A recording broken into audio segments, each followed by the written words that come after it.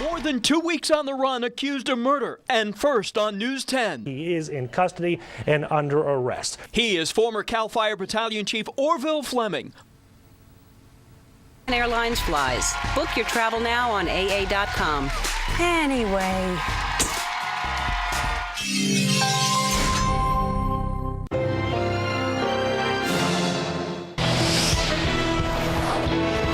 This is News 10 at 5. 12:21 this afternoon. News 10, the first local station on the air. So one more time, Fleming, according to family and law enforcement sources, has been arrested. Wanted for the murder of Sarah Douglas. Former CAL FIRE Battalion Chief Orville Fleming arrested.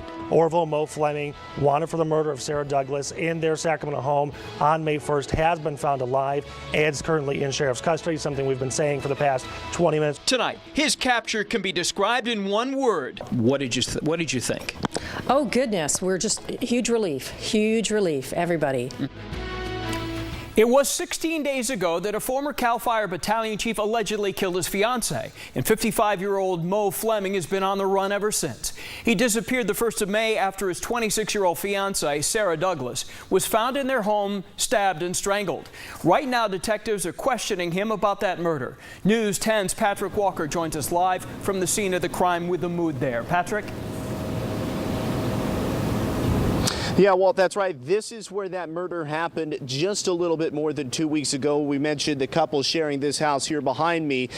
We first learned of Fleming's arrest earlier today from the estranged wife's sister. Now, let me show you a map to give you some perspective. She told us he had been arrested somewhere near where his CAL FIRE truck was found, although the sheriff's office has not told us exactly where. And to give you some perspective, the home here really isn't that far from where that truck was found. Now, to give you a refresher on some video, deputies began searching for Fleming almost immediately after Sarah Douglas's sister found her stabbed to death inside the home on May 1st. Officers later found the truck in an Elk Grove neighborhood, and then the search was on. Deputies thought he had possibly left the area and could have been heading south toward Fresno. Neighbors have said Fleming gave Douglas pretty much anything she wanted except for a car. We later found out Douglas was an escort, and Fleming was no stranger to escort service websites. Investigators even thought for a time he could be using that network to hide out. And back out here live, the neighborhood has been pretty quiet all day, although a few of the neighbors we talked to who didn't want to talk on camera were telling us they were pretty relieved. And one of the new things, this note that Daniel was showing you here, it says that this house is now believed to be abandoned with Orville Fleming's name on it. But the good news in all of this, Walt, now deputies know where he is. He's in their custody and being questioned. Patrick Walker from the home. Patrick, thank you. News 10's George Warren has been in touch with Fleming's family since the killing. He joins us live from Clovis, where they're still processing the news of Fleming's arrest. George? Yeah, well, think what this family has been going through. This is the home. It's on 2 acres, and it belongs to Jim Fleming, who is Mo's 75-year-old father, who lost his wife a couple of months ago. Now, when Mo and his estranged wife, Megan, as their marriage was collapsing, they lost their house in Fresno, and the couple and their grown children moved in with his father, Jim. Now, Megan Fleming shared with me last week those chilling text messages that Mo sent her just before and just after the murder. Before, he was pleading with her, begging her for reconciliation. Come pick me up, please. And she said, no way, you've been cheating on me for a year with escorts and this woman, and I don't want to hear anything about a reconciliation from you. Then the communication goes silent until 2 hours after the killing in Elk Grove, when he texts her this one line that said something along the lines of, you should have came and got me. So in a sense, he was kind of placing the blame for Sarah's killing on his estranged wife. I've been talking to her a lot on the telephone. I thought today would be a good opportunity to come down and talk to her face to face, and we spent a good deal of time at the door talking about this case and what they've been through. She's a school teacher in the Fresno School District. She really doesn't want to be on TV right now. She said, please, in fact, don't even discuss what we've talked about. She says, we just would like the media to respect our privacy today, and I think we certainly respect that. I did say, though, is there one thing that I could say from my chat with you? She said, yes, we are all relieved that Mo is alive, because, of course, a lot of people came to a logical assumption that he had taken his own life. She did say that there are some things that the family wants to say, Walt, and this is a good segue back to you and her sister Kelly in Roseville, who is acting as the official spokesperson. Indeed. George, outside the family home in Clovis. George, thank you. Well, the fact that Mo Fleming was finally caught did come as a huge relief to his extended family, as George just mentioned. They've been under watch by law enforcement just in case. A huge burden of pressure has been lifted for Megan Fleming and her family. For the past 2 days, Mo Fleming's estranged wife, Megan, has been at this home near Baseline Road in Roseville, belonging to her sister, Kelly. According to Kelly, Megan needed to get away from the stress of the manhunt for Mo Fleming. This morning, Kelly and her husband, Todd, said goodbye to Megan, who was about to drive back to Fresno to get some unexpected big news. She was here for 2 days. She literally just left and had breakfast, left to get onto the freeway. Detectives called her a few minutes after being on the freeway, let her know that they caught him. They found him. So at this point, we're all relieved, mostly for his children, that he's caught. And now he won't be able to hurt anybody else in the family or anybody else on the outside. Kelly was quick to add how incredibly generous and friendly Mo Fleming had been during the 35 years he'd been married to her sister. But something changed in him the past 2 years. He wasn't the same Mo Fleming that everyone in their family and CAL FIRE had grown to trust, love, and respect. So our team coverage continues now with Dave Marquis, who's live from the Sacramento Sheriff's Department. We're all waiting for the press conference. Dave? Walt, of course, there has been an exhaustive investigation going on for 16 days now. Sacramento County Sheriff Scott Jones and his lead investigator, they put together a special team that has been involved in this manhunt across the state. Scott Jones is supposed to have a press conference tonight at 6:30. We'll bring you the latest, and I believe we're going to be carrying that live also as that happens tonight. Now, of course, one of the ironies in this story that is unfolding already is the fact that after Orville Fleming had disappeared, there was much speculation that he might use his expertise in the outdoors and perhaps his keys that he had to certain CAL FIRE gates to go to some remote area and hide out and perhaps elude authorities for a time. The irony, of course, is that he has been found apparently by investigators, by detectives, just a few miles from where the alleged crime occurred and where his truck was abandoned on the 1st of May, that afternoon after the alleged murder in Elk Grove. So he was clearly found very, very close by. Who knows, perhaps that was part of the challenge that detectives thought he had taken off, and that indeed he was much closer than was expected. But now they do have him in custody, Dale and Christina, and we'll hear more about that from the sheriff in about an hour and a half. Okay, Dave, it's Walt here, and just to clarify, we probably don't know if he was in Elk Grove the whole time. He may have taken off for a week or so and come back. We don't know that part of it yet, right? That's entirely possible, and of course there's been much speculation, including on the part of the sheriff's investigators, that he might have been helped by people that he knew from the escort service that he apparently had frequented for a time, and that someone might be assisting him. In fact, sheriffs went so far as to caution that anyone who was helping him over an extended period could face very serious criminal charges. We just don't know where he has been all this time. Hopefully we'll find out soon. Okay, Dave Marquis down at the Sheriff's Department. Dave, thank you. As the story continues to develop, stay with News 10 at news10.net. We've been breaking key developments in the search since the beginning, including news of today's arrest. All right, take a big deep breath here. Chief Meteorologist Monica Woods coming in here, and no triple digits today. No. We're talking about cooling at some point. Much cooler weather headed our way for the weekend. Tomorrow, as we get started, we'll be in the 50s for morning lows. Afternoon highs will warm to the 80s. We're also talking about the fire danger and how that will be developing as we head towards the next 24 hours. This high pressure ridge starts to weaken because of that low offshore, bringing the cooler air. In fact, afternoon highs tomorrow are going to take a dive once again. You can see our fire forecast here still pretty elevated as we look towards the intermountain, or I should say the interior sections of Southern California. It starts to go down overnight. We get the cooling breeze coming in from the Pacific, and then that risk starts to shift its way eastward just ever so slightly along with that high pressure ridge, and temperatures will fall as well, not only for Southern California but locally, where we're looking at those highs right around the mid 80s to start us off for the weekend. Still tracking the chance for showers locally, Walt, and the chance for some lightning in the Sierra. That's going to raise our fire danger. We'll talk about that coming up. Okay, thanks for the warning, Monica. Well, fire crews are getting the upper hand on several fires burning in Southern California. In fact, 5 fires now are fully contained, and the Rancho Bernardo fire is close to containment. Flames consuming thousands of acres across much of San Diego, fueled by intense heat and dry, windy conditions. Cooler temperatures today helping to advance their progress, but the fight is far from over. Obviously taking advantage of the lower temperatures, humidity dropping. So that's when we take advantage as a firefighter group to work those guys on the line and be able to get in there with a hand tool to be able to stretch some more hose and work all those hot spots. In San Marcos, some residents have been allowed to return home, but a flare-up on Thursday in another San Diego suburb prompted more than 18,000 new evacuations as flames raced through tinder, dry brush. Well, with Sacramento about to enter a long, hot, dry summer, for farmers, water couldn't be more precious, which is why, as Tim Daly reports, one local water district is putting out the word that stealing water is not tolerated. In those years when there's plenty of water to go around, few people probably even notice those open irrigation canals.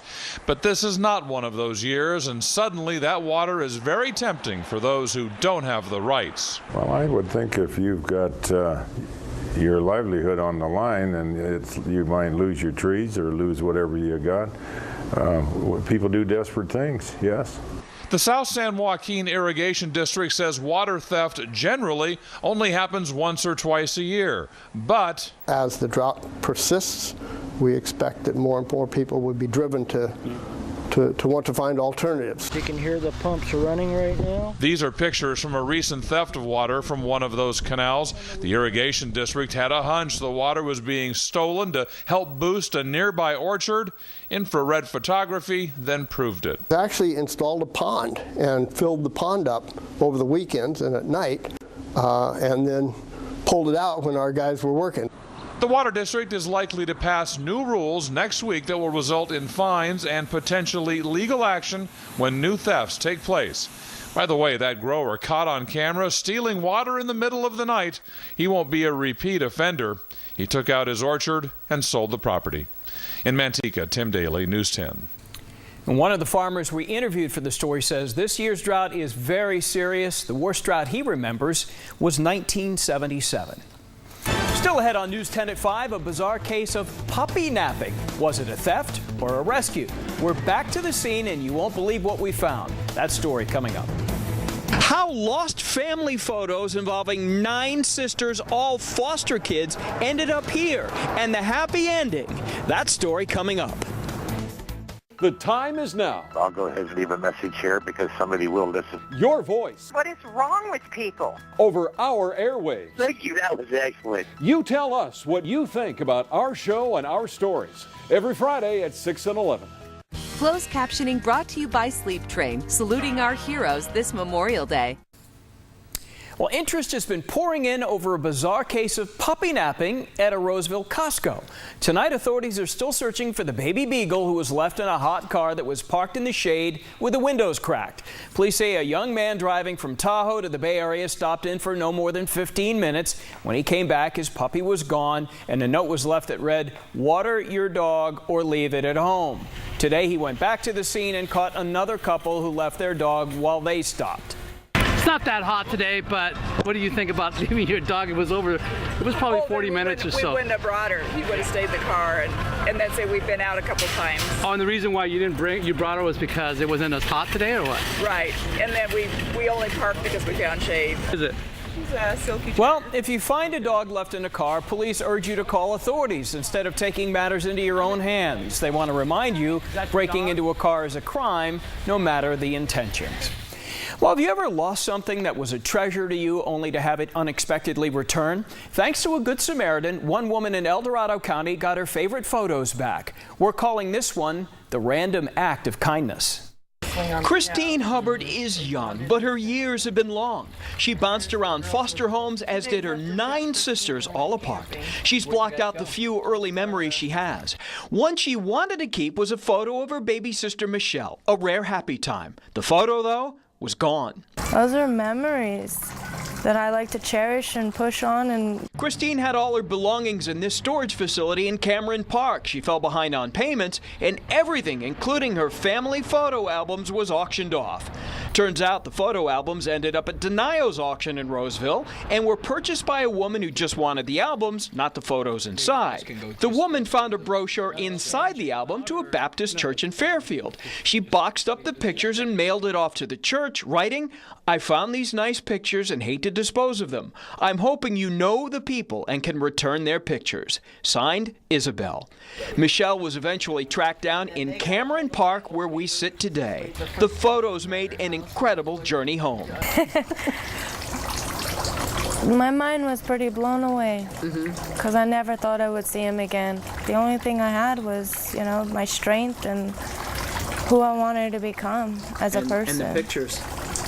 And the pictures. It was a random act of kindness from a woman named Isabel from Sacramento. Something in these pictures made Isabel realize they were a treasure. Maybe she saw something in the smile of a child, someone who needed good memories returned home to put family pieces back together. We were kind of calling her an angel. Isabel. Yeah, because not everybody would do that, purchase pictures and take the effort to try to find the rightful owner.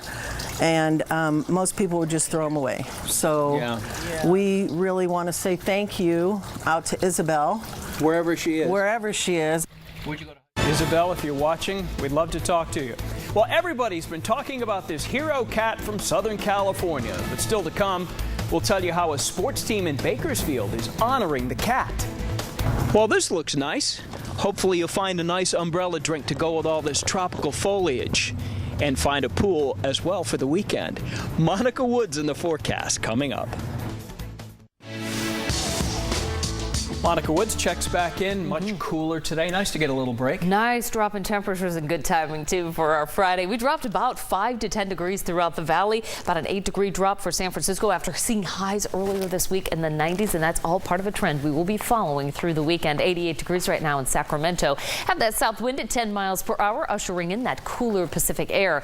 But as we start to build this weather story through the weekend and early next week, we are going to be talking about an elevated fire danger, and part of that's due to the drought conditions, obviously with the dry brush that we have. So what impact do drought conditions have on air temperature?